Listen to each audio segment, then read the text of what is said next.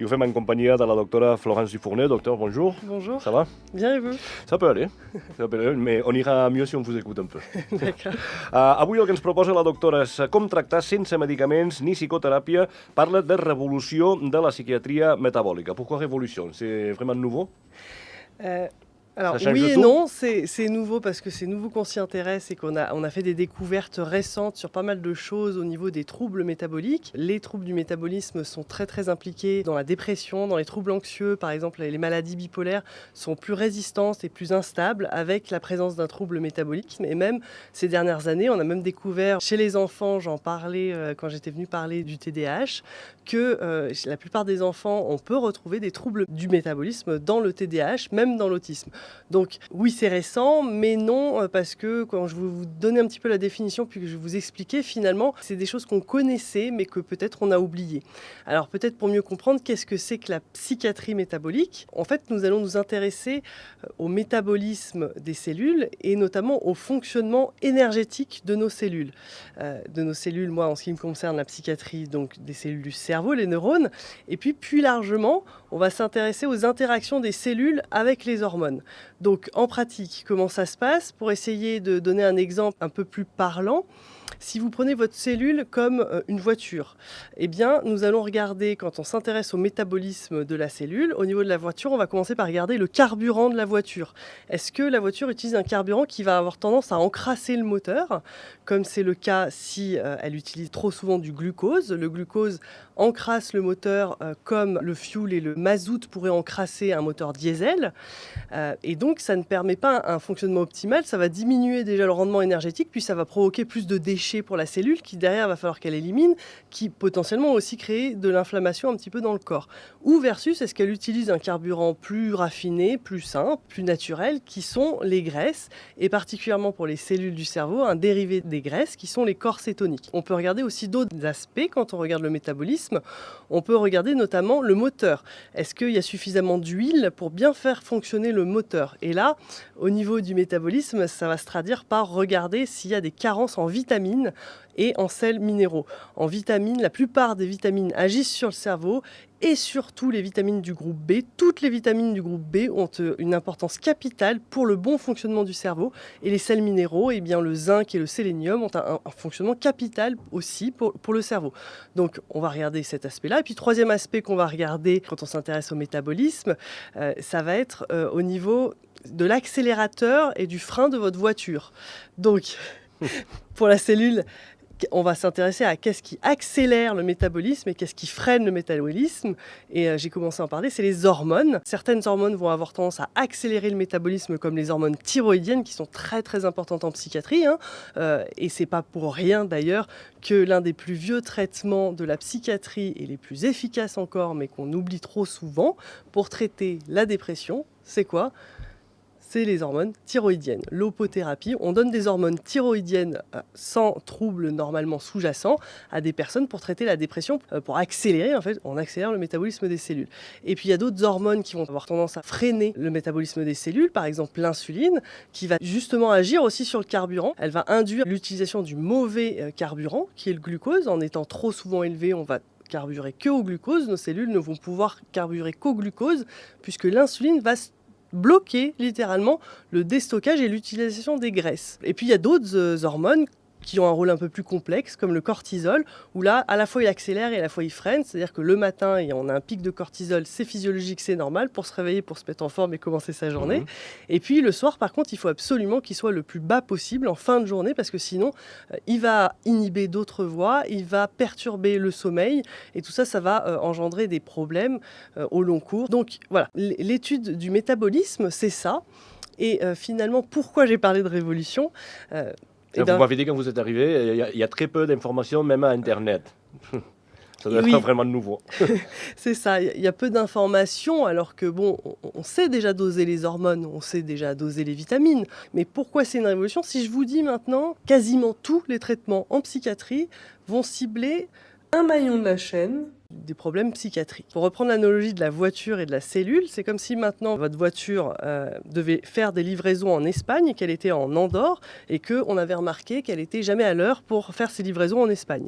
Et donc on s'est dit, on va essayer d'améliorer ce rendement là parce que ça ne va pas, ça provoque des perturbations et on va agir, mais sur un seul maillon, on va agir sur la douane.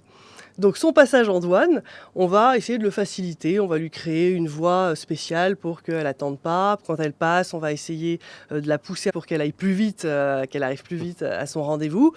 Mais le problème, c'est que si votre voiture n'a jamais démarré, elle ne risque pas d'arriver. Et c'est ça le problème des traitements en psychiatrie. C'est-à-dire que maintenant, vous multipliez cette voiture par 100 voitures qui doivent faire leur livraison. S'il n'y en a que 10 qui arrivent sur les 100, vous aurez beau essayer d'améliorer les 10, et c'est ce qu'on fait avec nos traitements, ça ne va pas être révolutionnaire. C'est ça qui explique que la plupart des traitements antidépresseurs, thymorégulateurs, antipsychotiques sont finalement si peu efficaces pour les maladies psychiatriques. Je serais un peu moins sévère avec les psychothérapies que les traitements de la psychiatrie. J'en avais déjà parlé quand j'étais intervenue sur le mindfulness, mais aussi sur le trouble anxieux. Parce que certes, les psychothérapies, elles vont agir sur la chimie du cerveau aussi. Et on sait maintenant que les psychothérapies, elles agissent en modifiant le métabolisme de base du cerveau, en diminuant les taux de cortisol au long cours, etc. Donc elles sont plus efficaces au long terme par rapport aux médicaments, ça c'est sûr. Mais le problème, c'est que la plupart du temps, le patient va rester quand même dépendant de la psychothérapie. Quand il va arrêter la psychothérapie, il va peu à peu perdre les effets de la psychothérapie. Et on le comprend mieux si on réfléchit d'un point de vue du métabolisme de sa cellule. Si on ne règle pas une carence, il ne risque pas de pouvoir complètement guérir de ça. Et l'autre problème, c'est que les psychothérapies, on ne peut pas les utiliser à la phase aiguë d'une maladie. Quelqu'un qui est en phase aiguë d'un épisode dépressif majeur en stade grave, on ne peut pas faire de la psychothérapie en ce moment-là. Il n'est pas très accessible, de même que quelqu'un qui, au moment d'une attaque de panique, il n'est pas du tout accessible. C'est pas du tout le cas quand on s'intéresse au métabolisme des cellules. Par exemple, les hormones thyroïdiennes, on peut les utiliser à la phase aiguë. C'est pour ça que je vous dis c'est une révolution, mais en même temps, c'est quand même quelque chose d'ancien, parce que c'est quelque chose qu'on connaissait et qu'on a tendance à oublier. Pour vous dire, par exemple, l'autre révolution, je vous ai dit quasiment tous les traitements de la psychiatrie, ils agissent sur le même maillon. Quasiment tous, il y a une exception. Et il y a une exception qui n'est pas des moindres quand on prend la maladie bipolaire. Quel est le médicament le plus efficace dans la maladie bipolaire? Je ne sais pas si vous le connaissez, mais actuellement c'est le lithium. C'est le lithium qu'on recommande en première intention et on n'a jamais, ce petit atome-là, on n'a jamais compris comment il fonctionnait aussi bien dans la maladie bipolaire. Et là, récemment, on comprend depuis quelques années seulement, moins de 5 ans, on découvre son mécanisme qui est très très simple, mais encore fallait-il le mettre en évidence. Le lithium agit sur le métabolisme de l'insuline en restaurant une sensibilité à l'insuline chez les gens qui avaient une insulino-résistance, donc un diabète ou un prédiabète. Le lithium va quelque part mimer le rôle du régime cétogène, qui est un régime sans hydrate de carbone, ou le rôle du jeûne, que ce soit du jeûne prolongé ou du jeûne intermittent. Et en fait, voilà, c'est pour ça que je vous dis que c'est à la fois une révolution, mais à la fois non, parce que le régime cétogène, là, on en parle comme si c'était le régime à la mode. Il faut savoir que c'est un des régimes les plus anciens et sur lequel on a le plus de recul.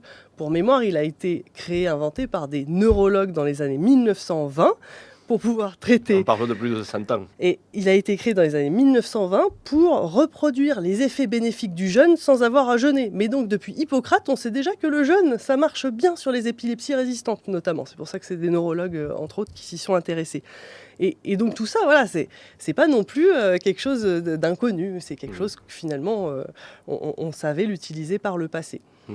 Et si on parle du malade, comment on fait pour observer les pathologies qu'il a? Oui, alors concrètement, quand le patient il vient à ma consultation, il va y avoir une partie de l'entretien où là, il va falloir regarder au niveau du mode de vie ce qui pourrait déjà orienter sur des analyses particulières au bilan sanguin, qui va explorer à la fois les aspects, donc je vous ai dit carentiels, les aspects hormonaux, et puis dans un second temps généralement les aspects plutôt toxiques, mais ça va dépendre de ce que à l'entretien on a pu déceler, si la personne en question est très consommatrice de Nespresso. Et là, je ne vais pas attendre les premiers résultats. Je vais mettre déjà dans le bilan initial le dosage de l'aluminium parce que c'est très, très, très fréquent, l'intoxication à l'aluminium sur une consommation régulière de capsules, tout simplement. Donc là, c'est orienté, mais voilà, dans un premier temps, généralement, généralement, le toxique, c'est dans un deuxième temps, mais ça peut être dans un premier temps en fonction de ce que va nous dire le patient. Et puis surtout, il va y avoir un deuxième moment, c'est là que le travail va commencer. Et en plus, un travail double, parce que généralement, si vous êtes un peu comme moi et comme tout le monde, vous allez avoir tendance à regarder votre résultat de bilan sanguin du laboratoire, et puis regarder les petites étoiles. On a un autre problème, c'est que les petites étoiles, c'est pas celles-là qui nous intéressent. La plupart du temps, il n'y en a pas beaucoup. Le plus gros des problèmes, c'est surtout les étoiles qu'il n'y a pas, et il va falloir expliquer aux patients pourquoi, en fait, non. Elles n'y sont pas. Elles n'y sont pas, mais les résultats ne sont pas bons et peuvent expliquer une souffrance cérébrale. Et donc là, on a un double problème pour le fait que ces bornes de laboratoire ne sont pas valables pour le cerveau. La plupart, elles sont faites pour des problèmes aigus, c'est-à-dire une hospitalisation. Vous avez une appendicite, on vous dose la protéine de l'inflammation, la CRP. Bon, on ne va pas être étonné qu'elle soit à 200, 300 en cas d'appendicite. Et du coup, si on regarde les bornes, là, quand je dose la CRP en routine à quelqu'un qui n'est pas hospitalisé, la borne inférieure, c'est 20. Et en hospitalisation, si vous avez passé l'appendicite, on est plutôt content que votre CRP elle soit à 20, 25, 30. C'est plutôt un bon signe. Sauf que dans le quotidien, pas du tout. Une CRP, à partir du moment où elle est positive, donc supérieure à 5, et parfois même on va aller jusqu'à la CRP ultra sensible pour aller voir exactement, en fait, s'il y a une toute petite inflammation, inférieure à 5, mais positive quand même, c'est pas normal, et au long cours, c'est ça qui va faire la toxicité. Et la même chose, en fait, va s'opérer pour tous les paramètres, ça c'était le premier problème. Le deuxième problème, ça va être les vitamines. Toutes les normes des vitamines ont été faites sur leur découverte. Et historiquement, si on prend la vitamine B12 par exemple, on l'a découverte sur des gens qui avaient des anémies et qui avaient des globules rouges en nombre insuffisant et de taille énorme. On a découvert comme ça que cette anémie, elle était liée à une carence en vitamine B12 et qu'il suffisait juste de supplémenter en vitamine B12 pour établir cette anémie. Sauf que le problème, c'est qu'après, du coup, on a fait les bornes, on a regardé en population générale. Au-dessus de 200, il n'y a pas d'anémie. La moyenne en population générale, ils sont à 500, donc c'est bien. Puis on va mettre une borne du coup supérieure à 800. Mais le problème, c'est que votre cerveau, il va souffrir en dessous de 500. Et ça, les neurologues, ils le savent depuis déjà maintenant bien longtemps. C'est-à-dire qu'ils observent des neurodégénérescences avec des carences en vitamine B12. Donc toute la vitamine, en fait, vous prenez la moyenne du laboratoire, ça devient votre nouveau minimum.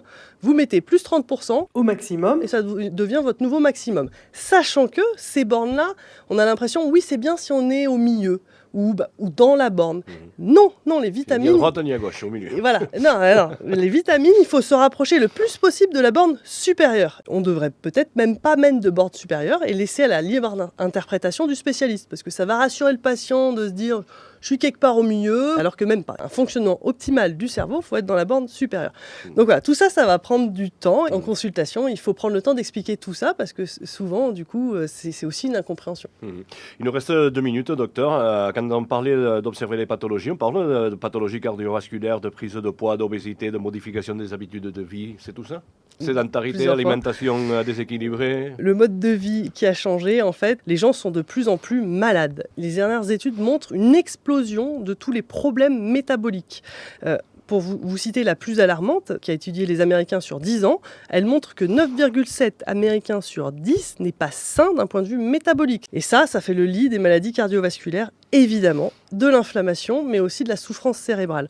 Et ça, on peut le réverser facilement. C'est ça aussi la révolution de la psychiatrie métabolique, mais pas que dans le domaine de la psychiatrie, dans le domaine de la neurologie, dans le domaine de plein d'autres spécialités, c'est qu'on peut renverser ça. Mais encore déjà, faut-il l'annoncer aux patients. C'est-à-dire que, par exemple, quand on parle de prédiabète, c'est presque criminel aujourd'hui de parler de prédiabète. Quand on dose l'hémoglobine glyquée, l'HbA1c, sur des critères laxistes internationaux, vous êtes déjà en stade 1 de diabète à partir de 5,7% à votre hémoglobine glyquée. Je dis ça parce que ici en Andorre, on a de la chance, les médecins sont très sensibilisés et ils font énormément l'hémoglobine glyquée à tous les patients. Donc je suis sûre que pratiquement tout le monde ici dans ce studio l'a eu une fois et je vous invite à regarder parce que si c'est supérieur ou égal à 5,7, vous êtes en diagnostic de diabète de stade 1, qu'on appelle parfois prédiabète, mais c'est un syndrome métabolique, c'est un trouble métabolique.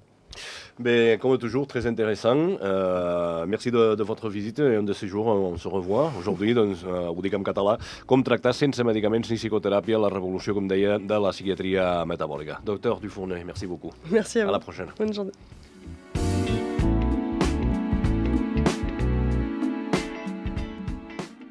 Clínica Omega Z Andorra, compromesos amb la seva salut, patrocina aquest espai.